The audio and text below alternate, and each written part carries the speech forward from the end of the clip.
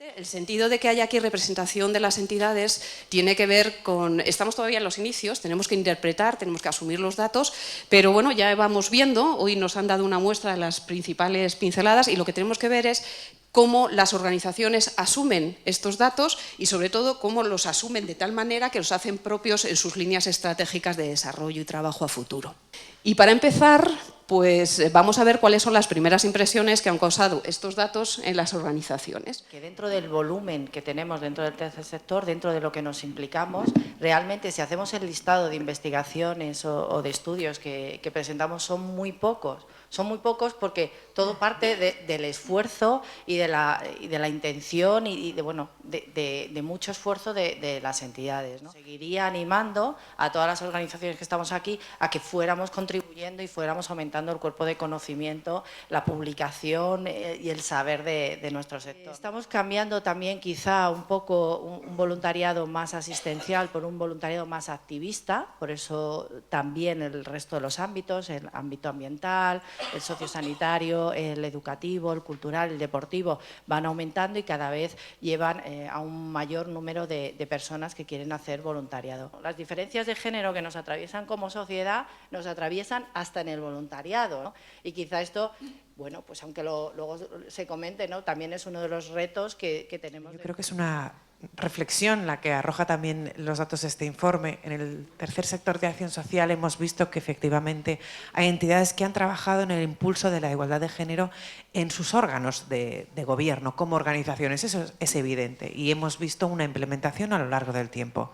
Pero no debemos olvidar que, hablando en términos generales, cuando hablamos desde el punto de vista cuantitativo del número de personas que están trabajando, estamos hablando de más de 500.000 de personas desde el año 2018 que estamos trabajando en el tercer sector, el 67% somos mujeres y lo que podemos observar es que efectivamente los órganos de gobierno están evolucionando en la diversidad de las fundaciones, de las asociaciones, en la incorporación de un mayor número de mujeres, si hacemos una comparativa con el año 2013, pero también estamos viendo que cuando hablamos de voluntariado o estamos hablando del trabajo en el sector, efectivamente está feminizado, pero desde un punto de vista más precario. Tenemos que analizar si hemos ganado visibilidad dentro de los órganos de gobierno, de las entidades, pero que realmente cuando hacemos un análisis más profundo, estamos hablando de juntas directivas como órganos de gobierno, en asambleas, ¿qué nivel de representatividad?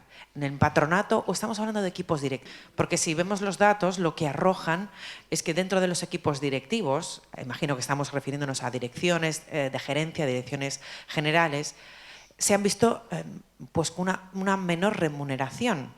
Entonces, ¿qué hemos ganado las mujeres? Hemos ganado en el ámbito del tercer sector social. ¿Qué hemos ganado? ¿Hemos ganado representatividad? ¿Representación? Sí. Pero a nivel de visibilidad y de reconocimiento laboral, del trabajo que hacemos, del papel de mando, del papel de trabajo, ¿hemos ganado algo? Yo ahí me lo cuestiono y lo planteo como un reto. No es solo estar en los órganos de gobierno, es estar, pero además en igualdad con los hombres. El estudio también dice que hemos, desde los años 2013, en el que se hablaba de 53 millones de intervenciones directas, al 43 casi millones, es verdad que se ha reducido, pero sigue siendo una cifra abultada. Entre todas estas atenciones, una de las cosas que me ha llamado la atención es que crece muchísimo la atención a personas excluidas, en marginación. ¿Qué valoración haces y sobre todo pues, con una larga perspectiva, ¿no?, de los 10 años ahora, consecuencias de crisis y momento actual? Si atendemos al marco temporal, lo que estamos viendo es, antes salía en las intervenciones anteriores, justo lo que hace el tercer sector es, con menor financiación, hace un mayor número de atenciones. Si vemos los años de menores ingresos, coinciden con los años de mayor número de intervenciones. ¿Quién está marcando ese número de intervenciones? Desde luego el tercer sector tiene una línea de atención a necesidades y a los colectivos, personas más. Hemos dejado de hacer prevención y sensibilización. Ha caído drásticamente los niveles que teníamos de sensibilización, de programas de sensibilización y de prevención, ha caído drásticamente para hacer una intervención directa, que era precisamente de lo que estábamos huyendo las entidades. Queríamos atender antes de que se produjera la situación y no vernos servir de malla de protección que ha impedido que aún así muchas personas caigan en una situación de exclusión o puedan superarla. Hay nuevas necesidades o necesidades que ya existían, la pobreza, la exclusión, la marginación de diferente tipo de personas, la diversidad de nuestra sociedad sigue viviendo esos temas, como comentaba José Javier. También nos preocupan las personas mayores en España, una población que está aumentando cada vez más, especialmente las mujeres. Eso hace que aumente también la precariedad, la debilidad, la vulnerabilidad y las situaciones de pobreza. Tenemos que centrarnos en la discapacidad, pero también en el resto de las necesidades, que son muchas, dentro del ámbito público y la financiación que hemos visto ya, que se ha visto recortada, muchas demandas, muchas necesidades, y ahí estamos las personas con discapacidad. Tenemos que valorar los datos cuando hablamos de discapacidad y saber a qué nos referimos. ¿Son las entidades de la discapacidad las que están haciendo estas atenciones o también otras que están atendiendo a personas que además son personas con discapacidad? Tenemos que trabajar directamente en las atenciones, pero no solo las entidades de personas con discapacidad, sino otras entidades, porque la discapacidad se encuentra en muchísimos sectores, en personas migrantes, refugiadas. Es importante tener en cuenta de dónde se recogen esos datos de atenciones para poder hacer una valoración y para saber por qué se ha visto reducida esta atención. Los datos que hemos recogido ahora no tienen tanto que ver con ver a la persona como forma de un colectivo, sino la atención que necesita que le prestemos en ese momento, sea por motivo de discapacidad, sea por motivo de violencia de género, sea por motivo de inmigración, sea por motivo del que sea. Quizá ahí los datos también nos cambian, con lo cual, bueno, pues también sería bueno, ¿no? Quiero decir que estamos haciendo bien, que estamos aterrizando esa ideología de centrar en personas, en conductas y en trabajos que estamos haciendo, ¿no? Y esto también nos tendría que llevar, yo creo que también nos está llevando, pero nos tendría que empujar un poquito más a ese otro reto de colaboración y de trabajo en conjunto, a ver cómo somos capaces de diseñar acciones conjuntas, no solo trabajos en red, en espacios pues como este, que son súper interesantes, o en otros espacios articulados, ¿no? Sino en el día a día. Es muy importante, a ver, si no sabemos tenemos que aprender. Es decir, el sector, ante lo que tenemos por delante, no nos queda otra, es decir, o nos aliamos, no digo que será o no será, pero sí que tiene que ser diferente. Y no solo con las organizaciones del tercer sector, con lo que se ha marcado antes, ¿no?, de empresas, etcétera. Hay, por ejemplo, sindicatos, creo que ahora mismo serían un aliado importante, sobre todo cuando tenemos el 14% de trabajadores pobres. La articulación de las redes locales, en las provincias, las autonomías, a nivel estatal también, de la plataforma del tercer sector de asociación social, yo creo que es muy importante para esto. Somos muchísimas entidades, hemos hablado ya de que el estudio habla de entidades de proximidad y su importancia, es cierto, son las que más sufren los vaivenes económicos, las que más desaparecen, pero las que son más cercanas a la población. Esa asociación local es la que defiende mis derechos como ciudadana, es la que se mueve por mí, la que da respuesta a mis necesidades básicas y urgentes ahora. Yo creo que el papel de la plataforma estatal, de las plataformas, ya sean de discapacidad o todas las que recoge el tercer sector social, la propia POAS, todas ellas cumplen un papel importante.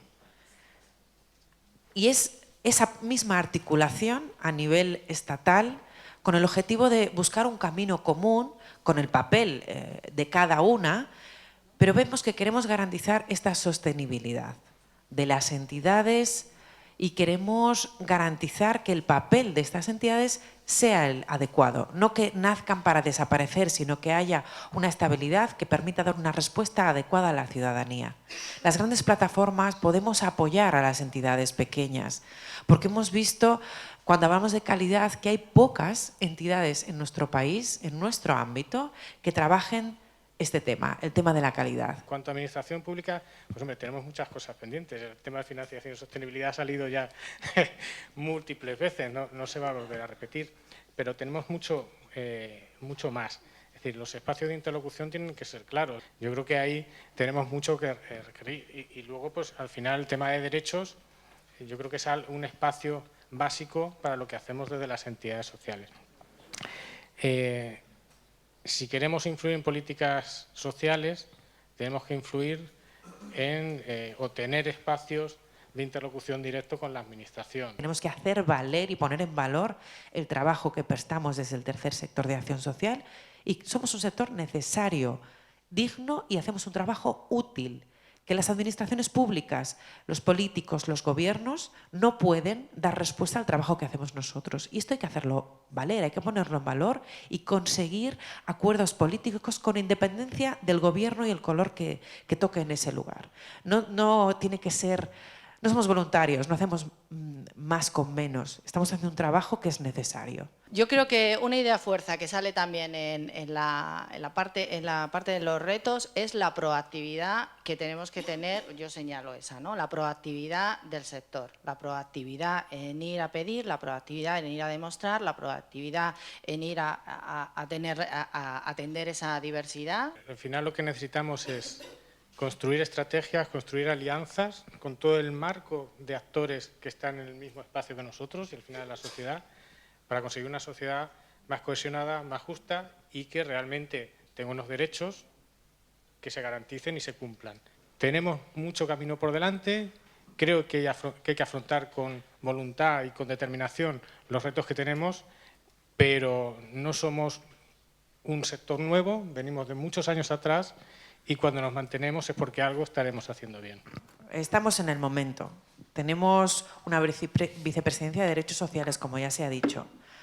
A nivel de vicepresidencia, que esto nunca había pasado. Es el momento. Yo creo que es el momento en el que nuestro sector, nuestro viejo sector, somos jóvenes en ideas, siempre innovadores, pero ya somos viejos, llevamos mucho tiempo aquí, somos necesarios y además tenemos que dar una apuesta firme para conseguir esta sostenibilidad institucional en lo que se refiere a nuestra financiación. No pueden jugar con nosotras las administraciones y tenemos que ir a por ello, a atar este tipo de temas. Para mí es fundamental.